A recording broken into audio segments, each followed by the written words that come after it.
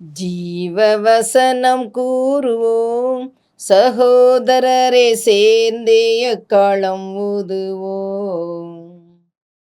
கர்த்தருடைய நாமம் மகிமைப்படுவதாக. கிறிஸ்துவுக்குள் அன்பானவர்களே, இந்த நாளிலும் ஜீவ வார்த்தை ஒன்றை நாம் கேட்போம். மத்தேயு 10வது அதிகாரம் 34ஆம் வசனம் சொல்லுகிறது, பூமியின் மேல் சமாதானத்தை அனுப்ப வந்தேன் என்று எண்ணாதிருங்கள். சமாதானத்தை அல்ல, பட்டயத்தையே அனுப்ப வந்தேன். பூமியின் மேல் சமாதானத்தை அனுப்ப வந்தேன் என்று எண்ணாதிருங்கள். நம்முடைய ஆண்டவர் சமாதான கர்த்தர், சமாதானத்துக்கு காரணர், சமாதானத்தை பெற்றுக் கொடுத்தவர். ஆனால் அவர் சொல்கிறாரு, நான் சமாதானத்தை அல்ல பட்டயத்தையே அனுப்ப வந்தேன்.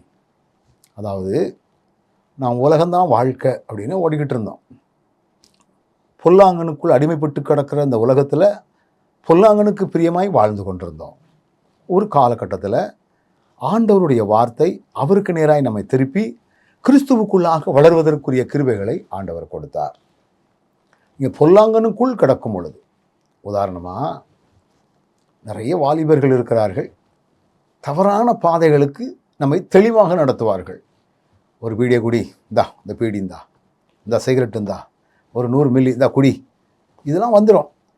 அவர்களோடு கம்பெனி கொடுத்த ஒரு மனிதன் ஆண்டவரை ஏற்றுக்கொண்ட பிற்பாடு பரிசுத்தமாக தன்னை காத்துக்கொள்ள முற்படும் பொழுது இவன் பிரச்சனை. இதுவரை குடியை வாங்கி கொடுத்தவங்களுக்கும் அவங்களுக்கும் பிரச்சனை. சமாதானத்தை அல்ல பட்டயத்தையே. அதானே? அப்போ ஆண்டவரை ஏற்றுக்கொண்டவர்கள் ஆண்டவரை ஏற்றுக்கொள்ளாதவர்களால் துன்பப்படுத்தப்படுவார்கள், பகையை செய்வார்கள். வேலைக்கு வந்த அநேக போதகர்கள் இருக்கிறார்கள், அநேக ஊழியர்கள் இருக்கிறார்கள், பணம் சம்பாதிப்பது தான் நோக்கம். இப்படிப்பட்டவர்கள் எல்லாம் ஆண்டவரால் மீட்கப்பட்ட ஊழியர்களுக்கு எதிராகவே அவர்கள் செயல்படுவார்கள்.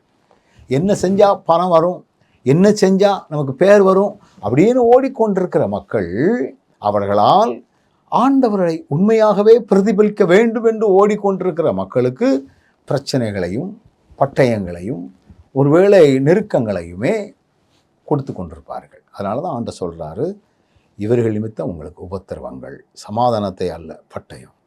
அப்போ ஆண்டவரை ஏற்றுக்கொண்ட நாம் நிறைய பட்டயங்கள் நமக்கு வரலாம், ஆனால் கவனத்தோடு டீல் பண்ணுவோம்.